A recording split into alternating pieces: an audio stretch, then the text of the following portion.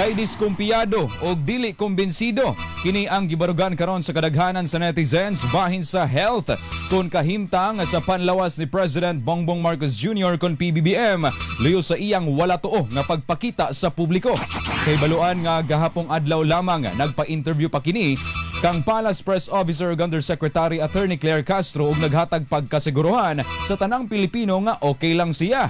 Ug karong adlaw nanguna pa kini sa ika-84 nga araw ng kagitingan wreath-laying ceremony sa Bataan. Sagad pa sa komento online nga recycled kung karaang videos na ang ginagamit sa Malacañang aron lamang mahulagway sa publiko nga himsog pa kini. Sama na lang sa komento ni Facebook user Jen Mag-aso nga throwback quote-unquote throwback pauso yarn ug Miriam Cavinta Lape nga quote-unquote we are not born yesterday.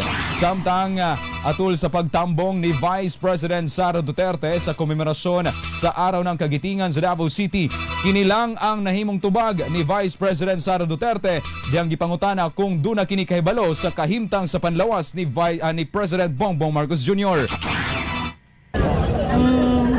Good luck, Anya.